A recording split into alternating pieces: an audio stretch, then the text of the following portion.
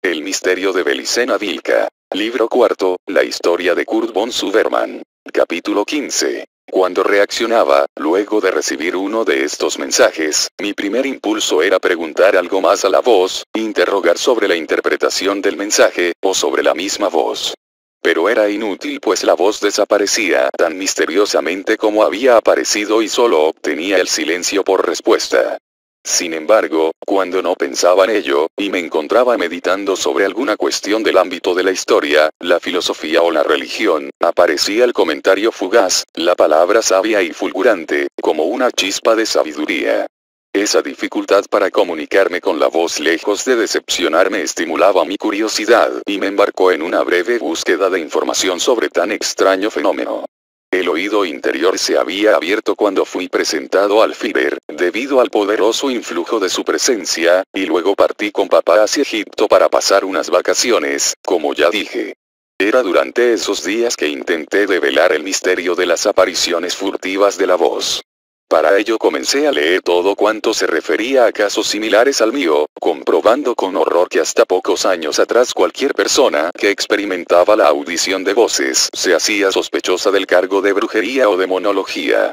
La imagen de Juana de Arco, la doncella de Orleans, ardiendo en la hoguera por seguir el dictado de una voz interior, no resultaba un aliciente muy grato para profundizar en el asunto. Pero me alentaba el pensar que estábamos en otro siglo, en una época abierta a la investigación y al conocimiento. A pesar de que comprobaba a cada paso que en el terreno de la experiencia psíquica abundaba la superstición o el escepticismo. Leyendo las obras de Allan Kardec, el fundador del espiritismo moderno, comprobé que entre las múltiples formas de mediunidad descritas como comunes a mucha gente dotada, figuraba una mediunidad auditiva, la cual creí que podría equipararse con el fenómeno que venía experimentando. Según Allan Kardec, un medium es una persona que puede ponerse en contacto con el mundo de los espíritus. ¿Qué es un medium? Es el ser, el individuo, que sirve de enlace a los espíritus para que éstos puedan comunicarse con los hombres. Sin medium no hay comunicación posible, ya sea esta tangible, mental, escrita, física o de cualquier otra clase. Y también dice, un espíritu es un hombre sin cuerpo físico. La mediunidad como facultad humana se presenta en relación a los sentidos, siendo una extensión de estos tal que permite abarcar parte del otro mundo.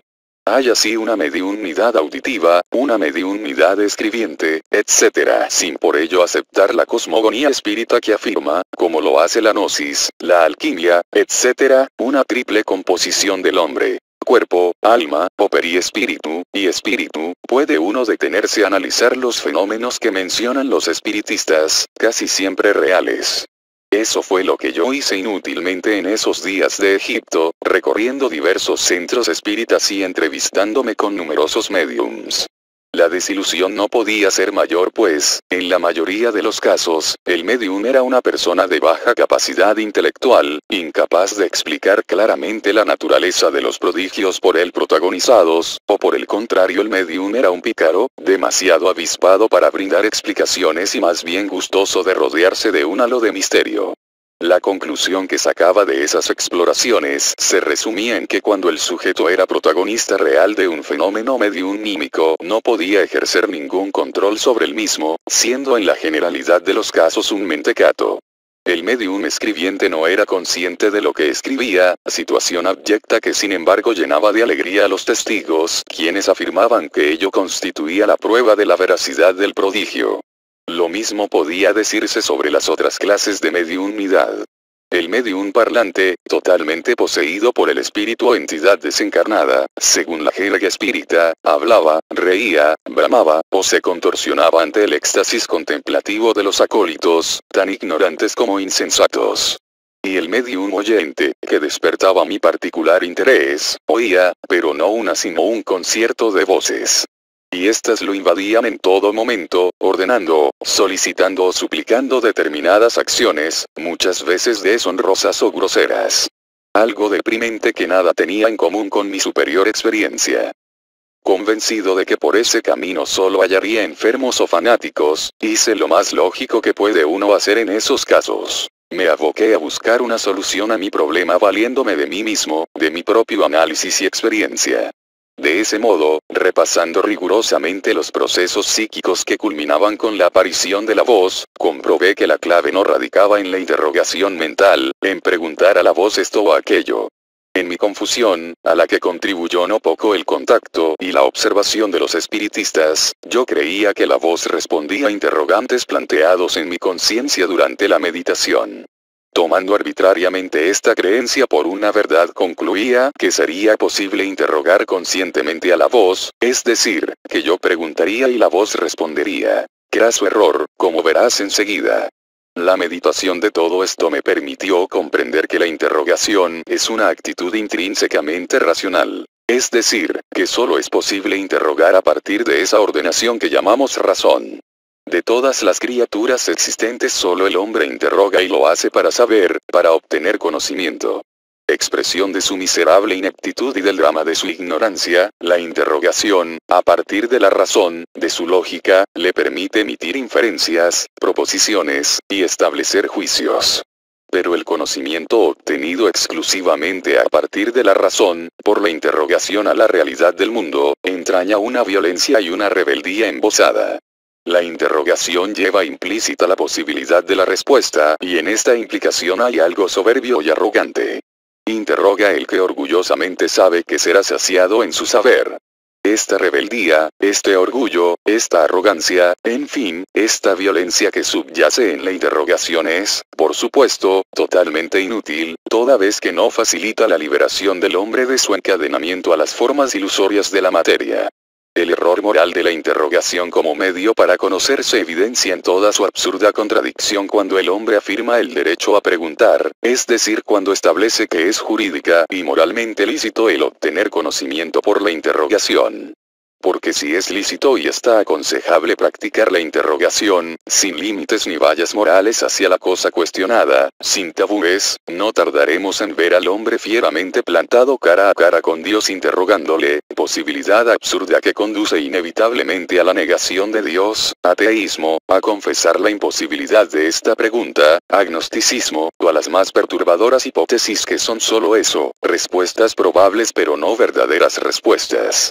La gnosis, corriente filosófica a la que se refirió bastante Belicena Vilca, afirmaba la posibilidad de salvarse por medio del conocimiento, gnosis, pero este conocimiento no debía ser obtenido de manera racional. Como decía Serge Utin, la gnosis, posesión de los iniciados, se opone a la vulgar pistis, creencia, de los simples fieles. Es menos un conocimiento que una revelación secreta y misteriosa. La gnosis constituye, una vez que ha sido alcanzada, un conocimiento total, inmediato, que el individuo posee enteramente o del que carece en absoluto. Es el conocimiento en sí, absoluto, que abarca al hombre, al cosmos y a la divinidad. Y es sólo a través de este conocimiento, y no por medio de la fe o de las obras, que el individuo puede ser salvado.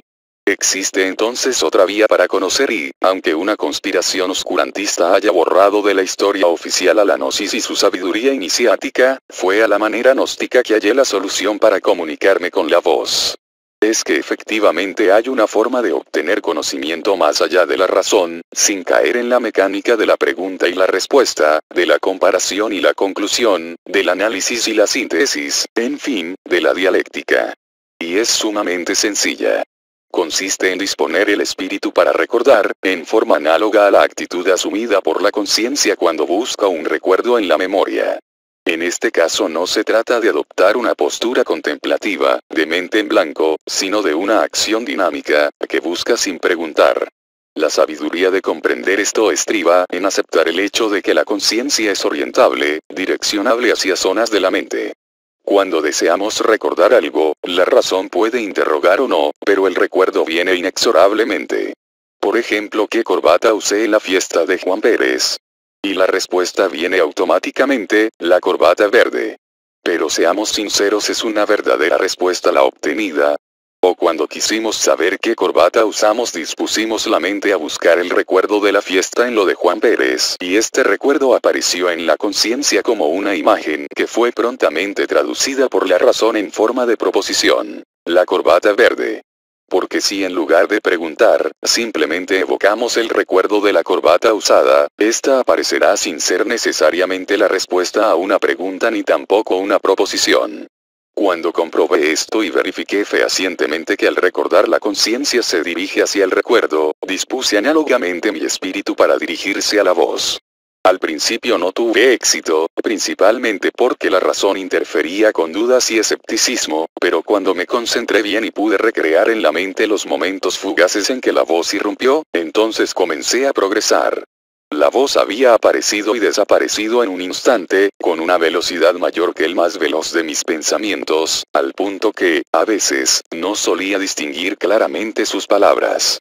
Por eso es que debía concentrarme mucho, y evocar el recuerdo, solo evocar, no interrogar, disponer la conciencia para que sobrevenga el recuerdo, y permanecer en total inmovilidad espiritual. El que entienda comprenderá que no se trataba de una actitud contemplativa sino de una actitud enérgica, de energía, similar a la del guerrero un instante antes de descargar el brazo con la espada, plena de fuerza potencial. En la contemplación hay paz, quietud, en la evocación energía expectante. El procedimiento empleado con éxito puedo explicarlo así. Recreaba en mi espíritu el momento en que apareció la voz.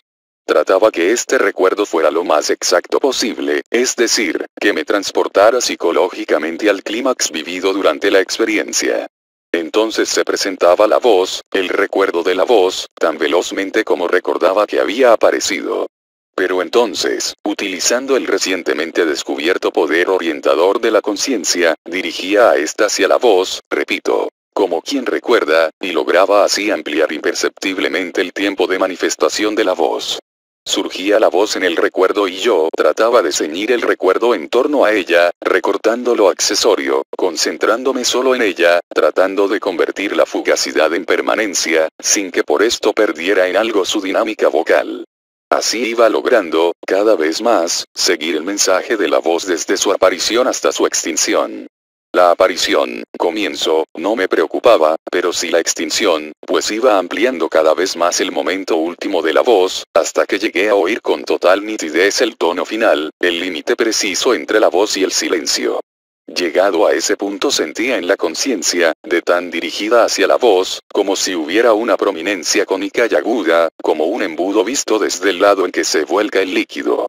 La voz había penetrado en mi mente por un punto, el oído interior, y hacia allí apuntaba el vértice del cono psíquico en que se convertía la conciencia al perseguir tenazmente el instante de la extinción final del mensaje.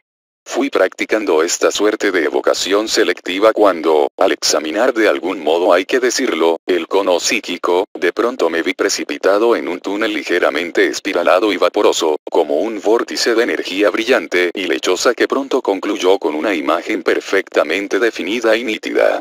Podía verla y oírla a la vez pues de ella era de quien brotaba la voz. Siguiendo la voz en su extinción, como un eco, había arribado a su fuente de origen y esta era deslumbrante y cegadora. Provisto ahora no solo de un oído interior, sino también de una visión interior, participaba absorto de una excelsa imagen ígnea. Porque aquel maravilloso y sabio verbo no era emitido por garganta alguna, ni provenía de una entidad humana o tan siquiera antropomorfa. Simplemente brotaba de una lengua de fuego que titilaba rítmicamente acompañando el devenir del verbo. Oh fuego helado y rutilante, Dios es testigo que en ti he reconocido la divinidad del espíritu hiperbóreo. De frente a esa presencia divina, hecha de fuego, voz y sabiduría, no cometí la necedad de interrogar, ni tuve sorpresa o deseo de saber o comprender. Una salvaje alegría, un gozo primordial me fue invadiendo mientras el logos ígneo resplandecía bajo la mirada interior. Y ese júbilo inefable obedecía a una certeza. Había recobrado algo perdido hacía mucho tiempo, no sabía decir cuándo ni dónde. Pero con seguridad de eso se trataba, pues la flamígera presencia no me era desconocida, aunque de algún modo misterioso yo la había olvidado hasta ese momento. Y la alegría del reencuentro colmaba mi espíritu de un placer indescriptible. Ignoro cuánto duró aquel primer éxtasis, pero recuerdo claramente el conocimiento que quedó en mi conciencia como un estrato sedimentario al fin de la experiencia. Digo conocimiento porque al conectarme telepáticamente con la misteriosa voz, accedía a un torrente de sabiduría, no sabría llamarlo de otro modo, que al penetrar en el espíritu disolvía toda duda, tornaba inútil cualquier interrogante y reunía y sintetizaba los opuestos. Esto sucedía así porque la voz, auténtico logos, cuya substancia la constituía el fuego y el verbo, transmitía su palabra por el solo hecho de entrar en contacto con ella. ¿Y qué decía la voz en aquella ocasión? Sería una torpe pretensión intentar describir con palabras semejante experiencia trascendente, pero correré este riesgo y breve e imperfectamente resumiré las partes esenciales del mensaje. Yo soy un ser perteneciente a la antigua raza que llegó a la Tierra con Lucifer hace millones de años. Me han llamado ángel, pero esa es una denominación ambigua. He sido uno de los grandes guías hiperbóreos y como tal me has conocido tú en un pasado remoto que, sin embargo, es siempre presente en el misterio de la sangre pura. Por mi nombre hiperbóreo debes llamarme Kiev, pues así me conocerá nuevamente la humanidad al final de la Edad Oscura o Kali Yuga. Estás unido a mí, como otros innumerables espíritus encadenados por el símbolo del origen, el lazo que vincula a lo creado con lo increado. Tú, y cualquiera de ellos, puede llegar hasta mí y hasta el origen de la raza del espíritu, resolviendo el misterio del laberinto, atravesando la ilusión de las formas creadas, remontando el sendero de la sangre pura, como has hecho ahora sin comprenderlo. Allí, en el origen, existen otros seres como yo, pertenecientes a la raza del espíritu, a quienes también han llamado ángeles. Pero, en verdad, todos procedemos de Venus, de la puerta de Venus. Puedes comunicarte cuando quieras conmigo ahora que sabes regresar al origen, siguiendo el sendero de la sangre pura, pero no debes hacerlo en tanto no hayas conseguido comprender el misterio del laberinto y seas dueño del espacio y del tiempo. En caso contrario mi presencia actuará como una droga que adormecerá tu incipiente conciencia espiritual. Eres víctima del gran engaño.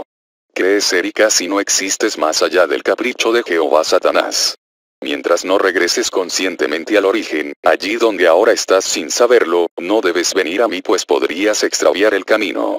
Primero debes ser lo que ya eres, debes retornar al principio desde donde nunca has partido, recuperar el paraíso que jamás perdiste. Cuando resuelvas este misterio, marchando por el camino del laberinto y llegando a la salida, recién podrás decir yo soy. Pero no temas, no estarás abandonado, serás guiado carismáticamente hasta el fin. Sigue los círculos cerrados de la Orden de Thule, pero no te detengas en ninguno. Avanza siempre, hasta llegar al penúltimo círculo. Allí nos volveremos a ver. Y finalmente, trata de interpretar con sabiduría mi consejo y guía. En el orden planetario primero el Führer. En el orden individual primero Rudolf Hess. Por lo tanto, sigue a Rudolf Hess, inspírate en Rudolf Hess.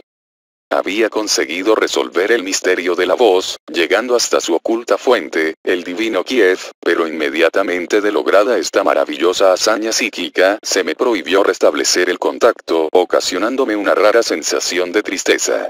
Respetuosamente autoimpedido de contemplar la centelleante esfinge de Kiev a causa, lo aceptaba tácitamente, de mi imperfección, solo deseaba salvar los obstáculos que me separaban del penúltimo círculo de la Thule Gesellschaft, donde sería autorizado a restablecer el vínculo telepático con el origen. En todo esto pensaba mientras el tren me llevaba velozmente a Pomerania, lamentando no haber hallado a Rudolf Hess en Berlín para confiarle lo acontecido y consultarle sobre el divino hiperbóreo Kiev.